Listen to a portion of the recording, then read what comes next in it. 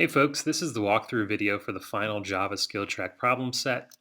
It's the Java version of the Blogz application, and this will have us essentially recreating all of the functionality, or the vast majority of it, from the same application that we built in Unit 2 using Python.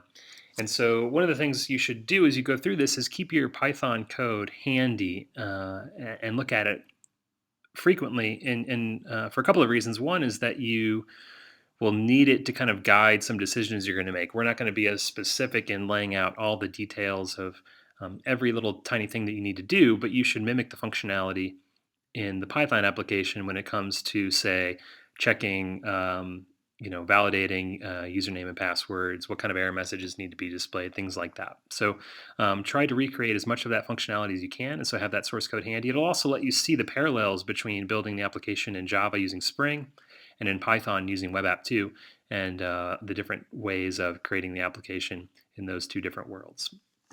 So in a minute, we're going to walk through the starter code, but first I wanted to just remind you of the functionality of this application and what it should do.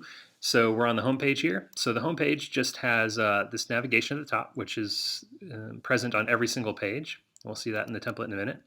And then the home page lists all of the registered users for the site. So each one of those users is just listed there with a link to their particular blog, which has the URL /blog/username, and that just lists all of the posts that have been created by that user. So I can go to either of these users, and I see that there are different posts for different users. Within that listing, I have the post title has a permalink on it. That permalink takes me to the page for that particular post, right? Notice the URL here is /blog/Jesse/3. That means the post itself, this particular post, has the ID 3, or the UID of 3, and it belongs to Jesse. So that's how that particular page works. And below, I have a little bit more metadata about the post. I have written by author name, whoever the author of that post was, in this case Jesse, with a link to Jesse's blog. And then I also have the date that the post was written as well.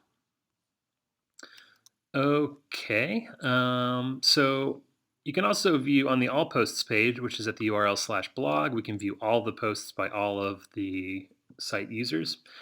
And one more thing before we get into user registration functionality that I want to note is we can't really see it here because there's only three posts in this particular instance of the application, but in the Python version we added pagination. In other words, when we got over 5 posts on a single page, we would then page those so you would only see 5 posts at a time. So if I had 7 posts, say, total in the website, we would only see the first 5 here, and I would see a link to go see the next group of posts. We're not going to implement pagination in this particular assignment. If you want to do that on your own, you can do some Googling and try to figure out how to do that.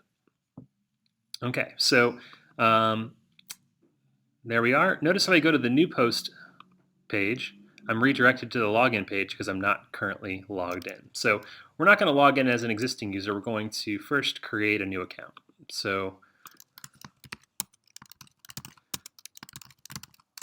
and actually, I think the validation in place on the form field is 5 characters on the username, if I'm not correct. So I'll use Sally's name. If I hit sign up, and assuming that my username and passwords all passed the required criteria, I'm redirected to the new post page to write the first post.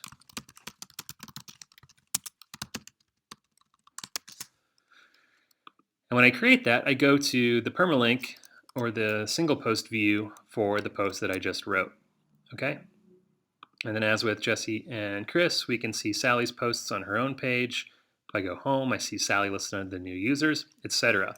To log out, I just simply click the log out button, and that redirects me to the home page. I know I'm logged out because I can no longer go to the new post page without being redirected to login. If I, however, log in again, just to show you the login works, it then takes me directly to the new post page after I log in. Okay, so that's the basic functionality of the site. So what we have is we've given you starter code and we've poked some holes in it. So you're going to have to go in and add a bunch of code to make all these features work as I've just demoed for you. So I'm going to pause this video for a second while I go get the starter code version and get ready to walk you through that.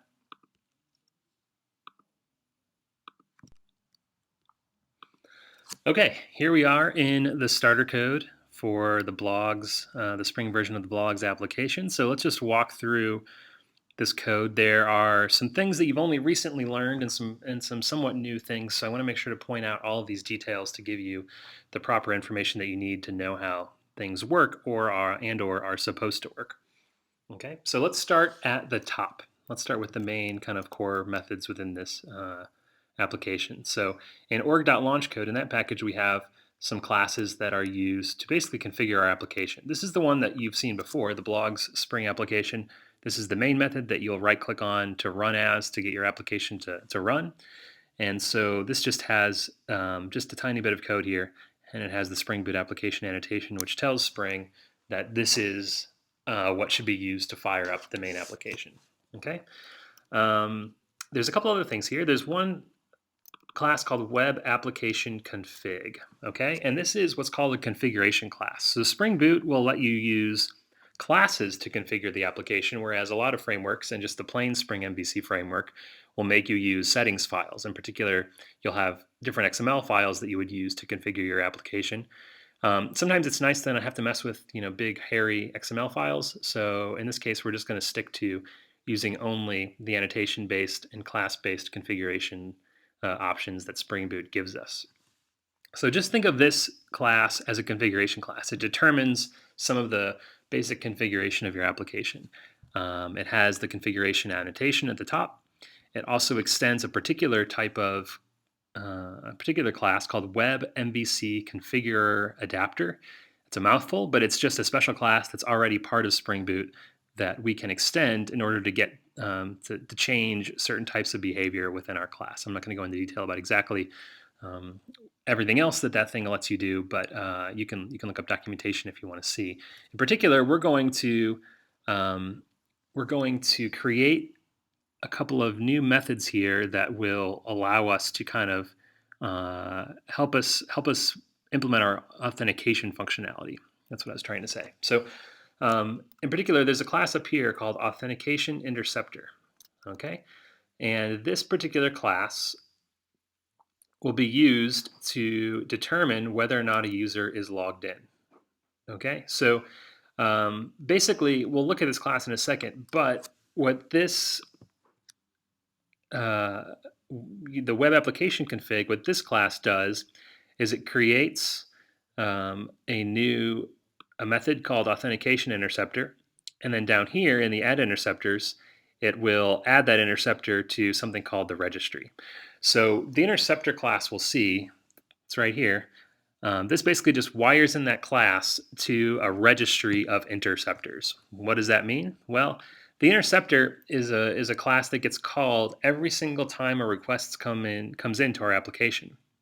So by setting it up this way in the web application config, every time somebody makes a request to our application, it's going to first have to pass through this particular class. And in particular, if I implement a special method called prehandle, this code will run before every single request in my application. In particular, this will let me check to see if a user is logged in or not, and if they're asking for a page that they shouldn't see if they're not logged in, it will let me prevent them from doing so. So this is kind of a gateway, if you will, for every request that comes into the application. All right, notice that it has something called user DAO. We learned about data access objects in the prep work for the persistence lesson. So this is going to be the data access object that allows me to pull users out of the database. It has the auto-wired annotation, which just means that it's going to use Spring's dependency injection to set that up. I don't need to set up the DAO myself. Spring will do it for me. And then we have the rest of the class is just this prehandle method. All right. Notice that it has a few things there. It has a request, a response, and a handler. These are all kind of passed in. We're only going to really use the request in this particular case. And essentially what we do is we first make a list of restricted URLs rather.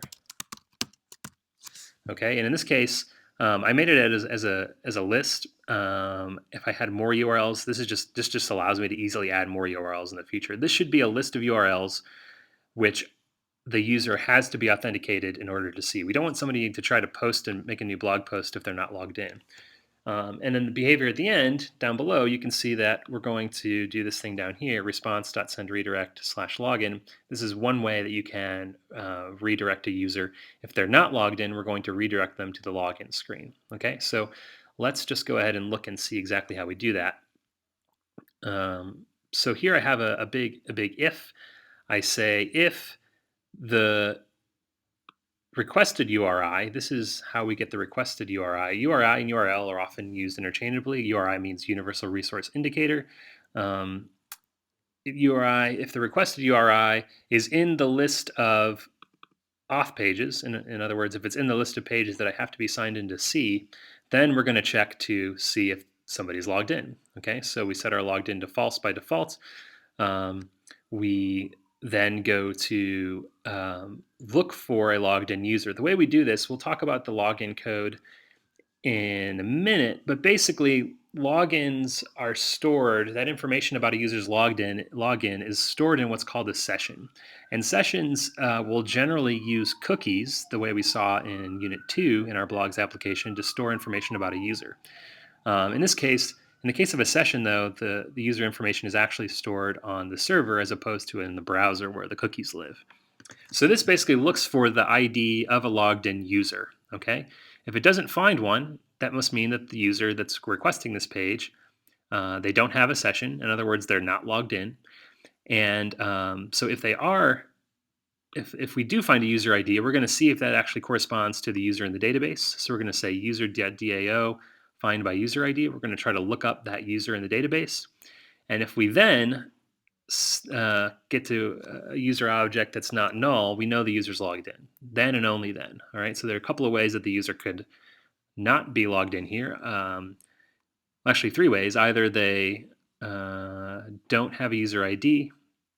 Well, two ways. Sorry, I'm miscounting again. Either there is no user ID in the session, or that user ID does not correspond to a user in the database, in which case it's somebody probably trying to make up a user ID. But that's pretty hard with sessions anyway. All that to say, if we do find a user object that corresponds to the ID that's stored in that requesting user session, we know that they're logged in. If they're not logged in, we're going to redirect them to the login screen and return false. False says, basically, we're not going to let this person through. If I return true, that's going to let the request go through to the particular controller that it was meant for in the first place. Okay, so this is just kind of give you a general idea of this code. You don't need to necessarily know how every little bit and piece works, although trying to learn is always a good thing. I want you to know in generally that this authentication interceptor, this method gets called every time a request comes in, and it's going to check for a logged in user. If it finds a logged in user, it's going to let them through. Otherwise, it's going to redirect them to login, and it only cares about doing so when the request coming in is to one of a list of restricted pages. Okay, so that's kind of the setup of our application. Let's see, we've got a bunch of templates down here. I'm not going to go through these. One of your studios was to set up templates for this application. So your templates, if you look at these, you should see things that are pretty much identical to what you did for that studio. So there's not a lot of new stuff there. You'll actually be working in a couple of templates. You're going to be working in the index template. You're going to need to display the list of users. And then you're also going to be working in the post template, which displays a single post. And you're going to be writing the template code to output that post. So that's templates, and that's all of our static stuff. Let's see. Let's go now into the controllers. Okay. So all of my controllers in this application, they all extend something called abstract controller. Abstract controller is an abstract class that includes some basic behavior and some object references that we want all of our controllers to have access to. So this is one of the good uses of abstract classes. We want to share all of this information with all of our controllers while not having actually not allowing somebody to use this class.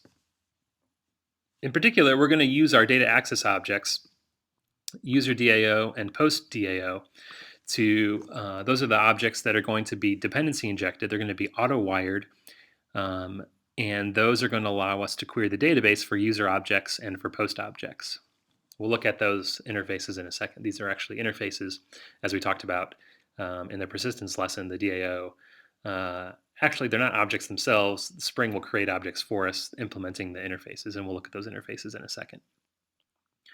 I then have this public static final string property. Okay, this string is called user session key, and it just defines a particular string called user underscore ID. So the reason we use this here, the reason we create this static string, so well, remind yourself, static means that this is stored in the class and can be accessed by, it isn't an instance property. It's a class property. It can be accessed off of the class without having instance of the class, which is good because in this case we cannot create instances of the class since it's abstract. Final just means once this is set, once it has a value, that value cannot be changed. Okay, so let's talk a little bit about sessions. So sessions, you can think of sessions as being a little key value store or a little table of keys and values that is associated with every single user of your application. Okay, I don't have it set up, but before we get done, I'll demonstrate how sessions work with cookies. But you can think of these as being analogous to cookies. They're kind of like cookies that are stored on the server. Okay, so they let you store little bits of information that have to do with the user that's asking for information from your application. Okay. In particular, we want to be able to store, if someone's logged in, we want to store their user ID in their session so that we know that they're logged in. That's how we're going to tell whether or not they're logged in. If there's a user ID in that user's session, we'll know they're logged in. If not, we'll know they're not logged in. And so I need to use the same key throughout my application. So this kind of makes this a constant in a way. This is going to be a universal key that I can use. And then later on, if I decided to, the bonus of this is if I decided that this was the wrong key for some reason, I could change it here, and that would be the only place in my application that I would need to change it. Every place else that uses the user session key will then go ahead and use the correct string. Let's put it back though. User ID. Okay, so again, think of a session as like a set of cookies on the server. Okay, and I'll show you literally what that means in a moment when we're done with the rest of the code. Okay, then I have two methods here. One is called getUserFromSession, and one's called setUserInSession. Notice that these take session objects, HTTP session objects. So when you use these, we'll see this in the authentication controller in a second, you're going to have to pass in the session that's needed to then pull that little cookie-like thing out of the user's session. All right, so notice here I'm using session.getAttribute with the user session key that I defined up above, rather than that string, string literal. I'm using that to check to see if there's a key in an attribute in that session that's called user ID.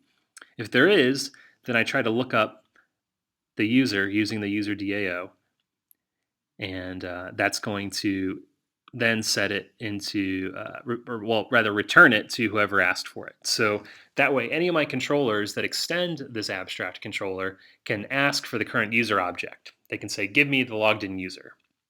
And that turns out to be really useful, okay? And that's how that works. When we log somebody in, and you're going to need to do this yourself, you're going to write the login code for the authentication controller. You're going to need to then put that user in the session. All right. So if somebody correctly authenticates, if they send over their username and password, and those happen to be correct, you're going to want to signify that that user is logged in by setting their user ID in their session. Okay, in other words, all you have to do is call setUserInSession with a session object and the user object that you want to store as logged in, and this method will do that for you. Okay, so you're going to actually literally have to use this method later on. Okay, let's go into, since we're on the topic of authentication and user sessions, let's go into authentication controller. Authentication controller is the controller that handles all of the responsibilities of creating accounts, logging people in, and logging them out. Okay. In particular, there's a few controller methods in here that just deal with displaying templates, basically. So we have the sign up form, which passes through to the sign up template. We have login form, which passes through to the login template.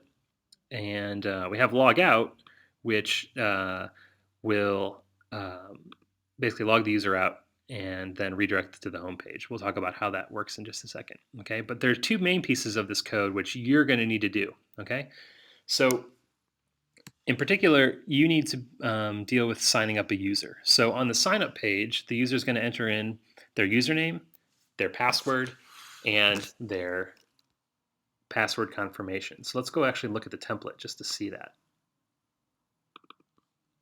Okay, so here is the sign up template, and there's three main form fields. There's one called username, one called password.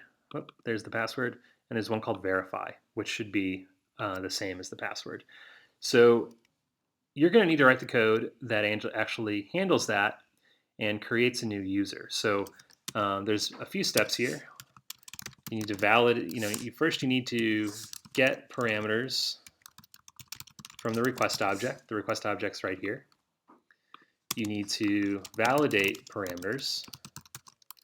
So that's the username, password, and verify password, and make sure that they all meet the right criteria. There are methods to do that in the user model class. And you also need to make sure the passwords match. And then if it's good, you need to create a new user and store them in the session. And so I'll let you know, I'll put this in the assignment notes too. You can access the session by saying something like this. Okay, that's the code that will let you get the current session. All right. So those are the tasks you're going to have to do, and you're going to use the method in the abstract controller here, set user in session. So that's going to actually be part of logging them in right there once you've specified that, or once you've determined that they're a valid user. Okay, so those are some of the tasks within that to-do. You're also going to need to implement login. So here, you're going to have a similar set of tasks. You're going to need to get parameters from request. You're going to need to check the users. Well, first you're going to need to get the user from the username. And then you need to check that password is correct. And then you need to log them in, if so. And you log them in by setting the user in the session. So similar to how you do it up here, you create a session and set the user in the session to log them in. That's what you're going to do down here as well. Okay. One thing you might do is create a little helper method for logging a user in if you want to, since you're going to have similar behaviors up here and down here. Okay. And once they're logged in, they're going to redirect to blog new post.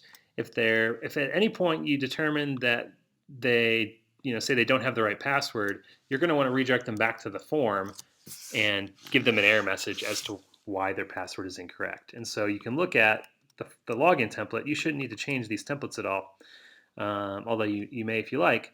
But there's a place here for you to pass an error into the template.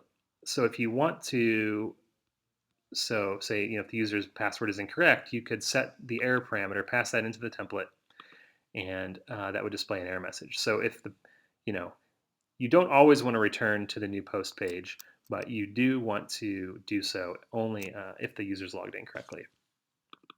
Let's see, this redirect will just redirect the user to that page. So in particular, it'll change the URL in their browser to be the correct URL. The idea being that if someone is on the login page, right, they're going to submit their request to /login.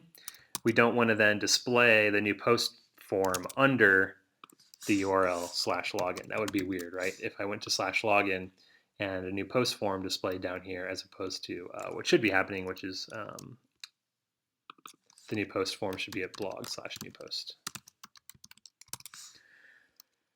Okay. So those are the little subtasks within authentication controller that you need to deal with. Let me note that to do authentication, you have a lot of stuff in the user class. You're not going to need to mess with this class at all. It has all the stuff you need. In particular, it has an isValidPassword method, which checks to ensure that um, that the password meets minimum standards. In particular, this one says that the password can contain any characters that are not white space, and it has to be between 6 and 20 characters long. IsValidUsername checks that the username meets minimum standards. So you're going to need to check that before you create a new user, before you sign them up. And then we have isMatchingPassword. The given password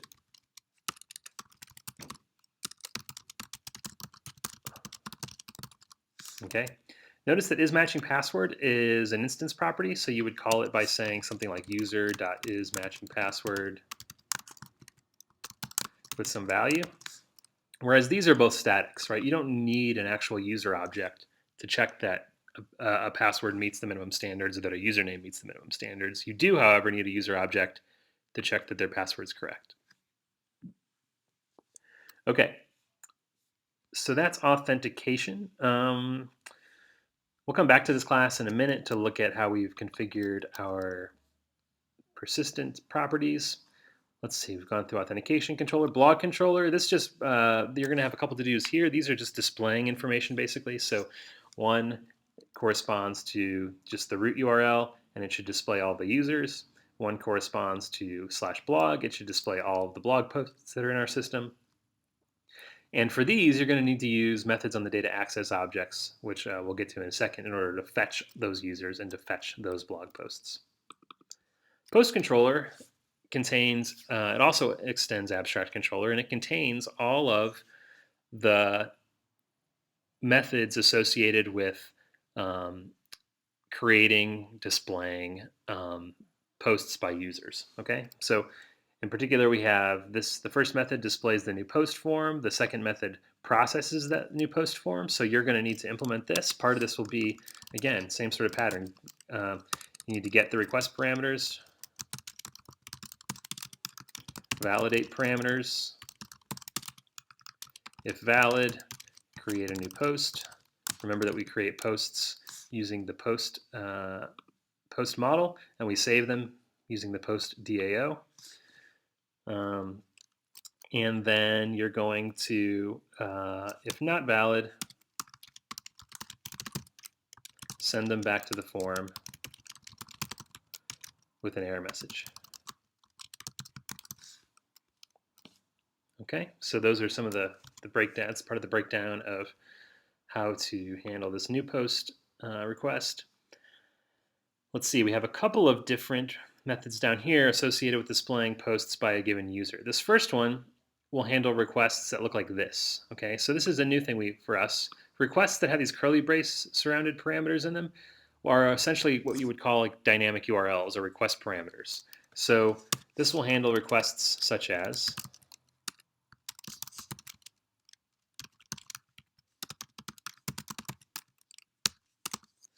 okay, so if someone goes to this page, this says, show me post number 5 that is owned by the user Chris. Okay, this syntax right here will let us pull out that first chunk there. Oops, I'm gonna mess that up. There we go. It'll let us pull out the username piece right here, and it'll make it accessible to us in this method parameter. Okay, so there's kind of two pieces here. One is we have to specify which piece of the URL do we want, and then we have to assign that to an input parameter for our method. So username here and here need to match. I need to have path variable there to say that this variable should come from the requested path, and then I need to specify what type it is. So in Python, we would have to cast our path variables to whatever type. They would always come in as strings. In Java, though, it'll try to cast those things for us. So in particular, if I say that the username path variable should be a string, it'll try to treat it as a string. My second parameter is the UID of the post. That will by saying path variable int UID, that will try to cast that UID in the URL to be an integer. So you're gonna need to display a single post here. So this is display. It's a get request, right? Remember, get requests are generally just displaying information. You need to get parameters. Well, actually, the parameters are already here for you, so you don't need to get the parameters. You need to get the given post, and then pass the post into the template, and then we return the name of the template. Okay, so a similar thing with username, only we don't have a slash post ID, so we're going to display all of the posts for that particular user.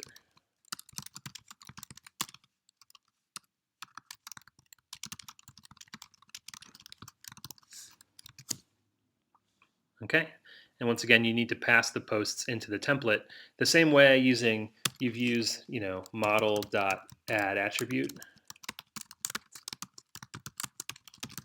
Syntax like this, where you had the name of the attribute and there we go, and some object or string or integer that you wanted to pass into your template. That's how we pass data into the templates. You could also pass some list into the template.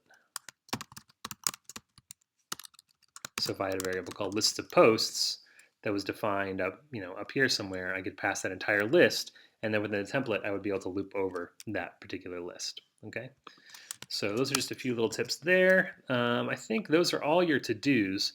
So let's look at a couple more things. We'll look at the model classes and we'll look at the DAO classes. So I have post and user, and these should look almost identical to what you created as part of the Blogz studios that you worked on previously.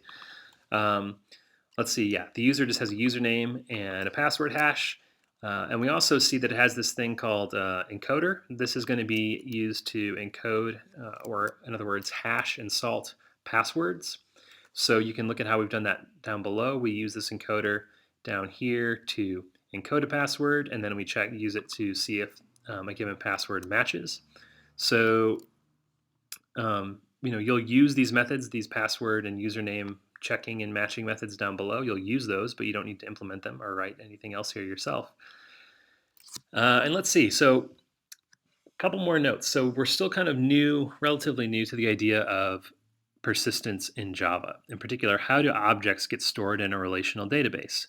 And we talked about in the last lesson that happens via Hibernate, which is a specific Java package that kind of manages that translation from objects to relational data. And then we also use these special annotations, which come from the JPA standard. So Java Persistence Annotations is what JPA stands for. So by giving a class the entity annotation, I've said this is an object that I want you to store in the database. The table annotation says store it in this table. This is going to give us a user table in our database. And then I need to then configure the specific properties that I want it to store. And rather than putting those, it's possible you have options here. You can configure, you can put annotations up here, or you can put them on the getters for those properties. I tend to use the getters, so that's what you're going to see in my code. And this says the getter for this particular getter is for the password hash property. And I've configured it so that it'll store the password hash in a column called pw hash in the users table. And this says not null. This means that I'm not allowed to have a null password hash for a given user. All right. The get username getter is down here. So I configure this method so that it stores the username property in the username table. This unique equals true. This is going to be enforced by the database. You also probably want to check that the username is true when or username is unique when you're creating a new user. But by adding this property here, this means the database will prevent you from inserting a username that already exists. In other words, if you forget to check in your application, the database just won't let you do it. This doesn't mean that the Java code is going to check that a username already exists. But when you go to insert that row into the database will refuse to let you do so if that username is not unique. We also know that the username should not be null. And so those are the only two simple instance properties of my application. I have one down below which is that if you go up, actually, let's look where the property is defined. I have a private list of post objects called posts. And this should be all of the posts by a given user. Okay, we want to store all those in a list. And previously, you did this using statics. Okay, but it turns out to be way better to use the database. So this is how this works in the context of a Hibernate managed database.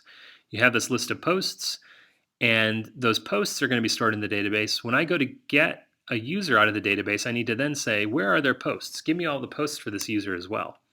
And I do that by saying, by determining how that relationship should be managed by Hibernate. One to many is an annotation that says, for every one user, there will be many posts. All right, so you're not looking for one post, you're looking for several posts. Join column says that when you look at the post table, you'll find something called author ID. And that author ID should match the author of, or the author UID, pardon me. That author UID should match the UID of this particular user. Recall that user has a UID because it extends abstract entity. We'll look at abstract entity in a minute to see how that UID is generated, but know that every abstract, or every entity, everything that extends an abstract entity, it will get a unique integer, a UID. And so this says, go to the posts table, look for this column, and then give me back all of the posts where the author UID column matches the UID of this particular user. Okay, so that's how that works. And that's a join. Let me actually show you what this looks like in the database real quick.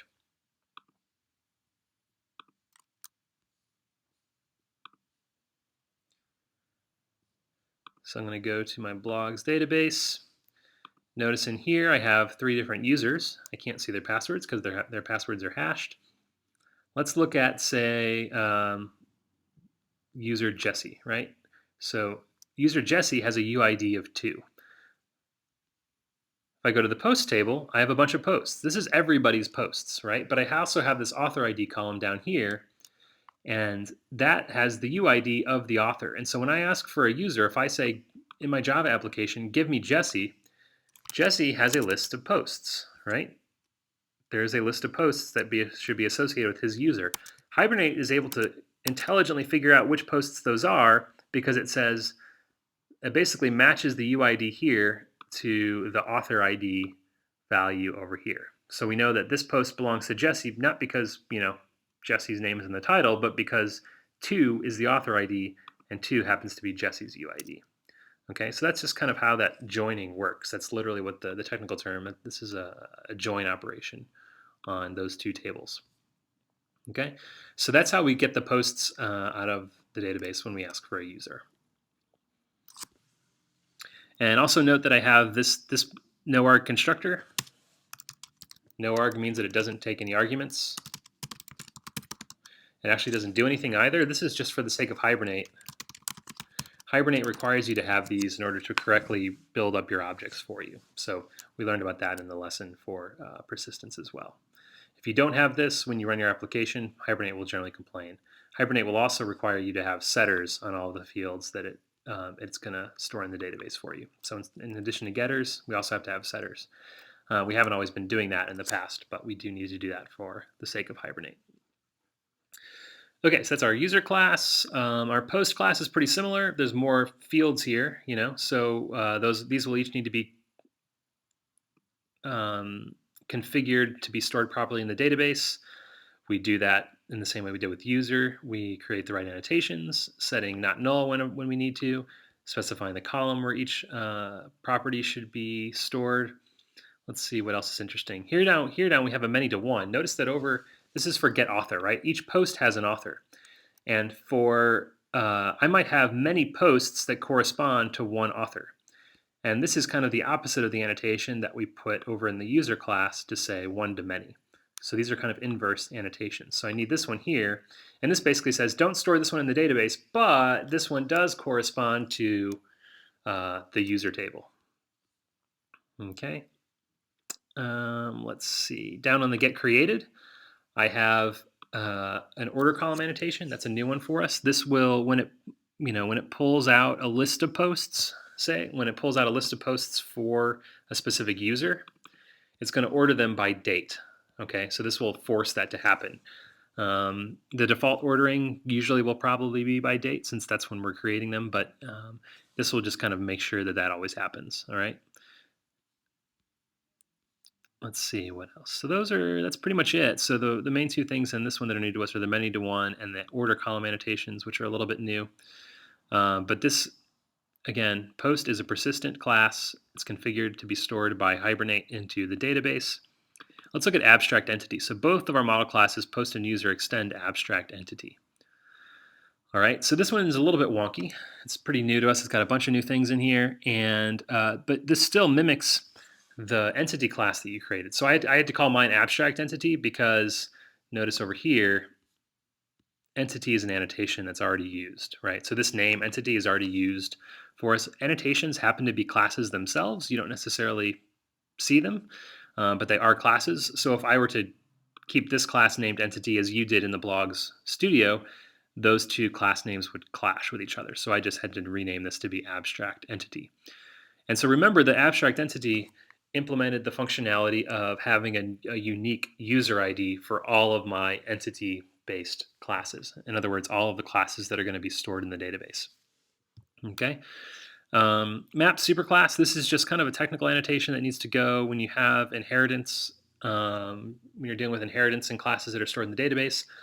This makes sure that these properties of this class are mapped down to the actual classes themselves. So when I store a post in the database, that post, shoot, I should have left that open.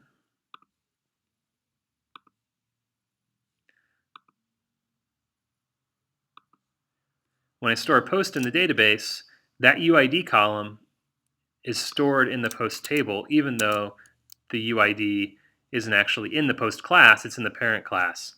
I'm on the controller there. Let me get rid of some of this stuff. Even though the UID isn't on the post class, it's up in the abstract. This means that UID, by saying map to superclass, that will push that UID down into the table for post or user whenever we're dealing with those persistent entities. All right, so here I have some annotations on the getUID method. In other words, this is going to configure how the UID is stored in the database. This says store it in the UID column, make sure it's unique. This says it should also not be null. Generated value means that I don't have to set this. This means that Hibernate will generate a value for me. In particular, we want this to be just a unique integer. You can read some documentation, and it says provides a specification for generation strategies for the values of primary keys. Okay, so you can add this annotation, and this will tell Hibernate to go ahead and create these unique identifiers for you. We don't really care what these are. We just need to know that they're unique, and it's even better if we don't have to worry about creating unique ones. So you came up with some strategy for creating unique IDs on your own when you did the studio, but now that we're in the Hibernate world, we can let Hibernate do this for us. And in fact, it's the strategy you used was probably pretty similar to what Hibernate will do for you. It just means that we don't have to write that code every time we create a new application or create a new class that needs an ID. And then ID just says this is going to be an ID column. In other words, a primary key. Okay, remember that primary keys are columns in the database that are used as identifiers for the data. In other words, they need to be not null and unique across the entire table. All right, so this class gives us this feature which allows us to have unique identifiers for all of our persistent objects. Okay, finally, our last thing, let's look at the data access objects. So recall that we talked about dependency injection a couple of weeks ago, and it was it seems like this magical thing, and you might think that since it seems kind of magical, it might be difficult to work with. This is the one instance in which dependency injection, particularly in the case of Spring MVC, can be really powerful and take a lot of technical, complicated work out of your hands. So in general, to create queries to pull objects out of the database using Hibernate can be pretty difficult. It requires generally a lot of configuration. It can be nasty. Here, though, we are able to create these DAO interfaces. DAO, again, stands for Data Access Object.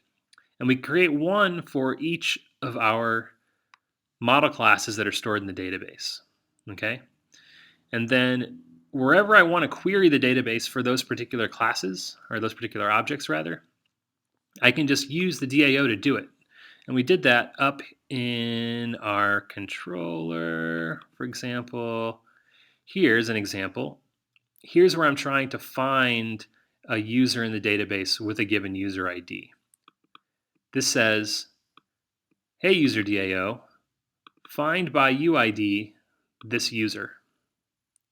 So that will, depending on what this parameter is, if this parameter was, say, 2, it would go to the database, and it would look at the user table, and it would say, 2, that's Jesse, and it would hand you back the object corresponding to Jesse. But notice that if I look at my user DAO class, this is an interface, and there's no code here. It's just an interface. What happens is that Spring will actually build a class for me that implements this interface, and this is what's kind of cool. We don't need to actually know how find by UID works or how it needs to work. Spring knows how it's supposed to work, and it will set it up for us, and it will actually allow us to do things like this, okay? So for this to happen, there's kind of two things that need to happen. One is you need to set up your DAO interface correctly, and we'll go through that in detail in just a moment. Two is that those DAO objects need to be auto-wired or injected wherever they're needed, okay? Since I don't have a concrete class that implements the user DAO interface, I can't actually create an instance of that class, right? I can't use a constructor to create a user DAO class. So that means basically the only way to get one is to use dependency injection, right? I have to use a dependency injection to get something that implements user DAO because I have none of these objects available to me. All I have is the interface. As we know, we can't create instances of interfaces. So you have to use, that's the second piece. So creating the DAO is the first piece, and then auto-wiring it is the second piece. And then once it's auto-wired, you can actually use it to query the database for data and for objects. All right, so let's kind of look at the important pieces of the DAO.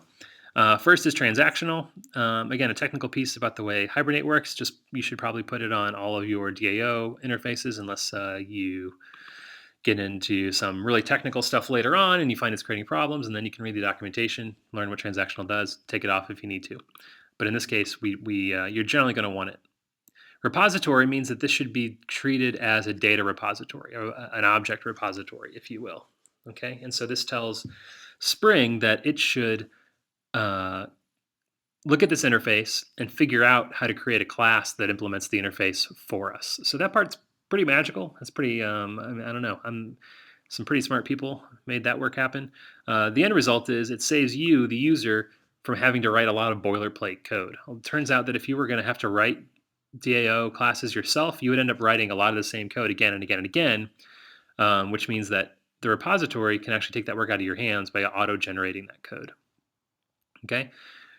Our DAO interfaces need to extend the CRUD repository interface, and they're what's called parameterized classes or a generic class, and we need to give it the type of repository it is. This is a repository that should look up users, and integer is the identifier, right? So that's the type of the identifier. What piece of information are you looking them up by? If your primary key was, say, the username instead of the user ID, you could use string as that second parameter. But in this case, we're using user IDs in our application, or, well, UIDs rather, in our application. So all of our CRUD repositories are going to be some object, comma, integer. Now within this interface, all I have to do is specify methods that I want to be able to use. And this is kind of magical when you first see it. This is just me saying, I want a method that will look up a user by their UID and return it to me. Spring will then go make that method for you. This says, I want a method that will give me all of the users in a list. By just specifying that in the interface, Spring will go actually, build that method for you. The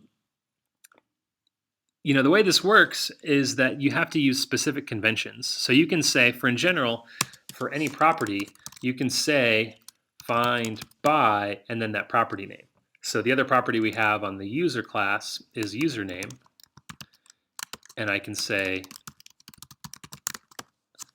that, and this will then have Spring create a find by username method for me that will look up a user in the database according to their username.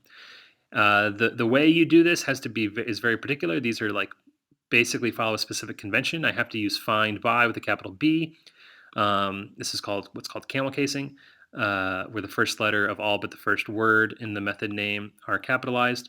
I have to use username the same way that it's spelled in the user class, with the exception of the fact that it's camel cased, that I have this capital U.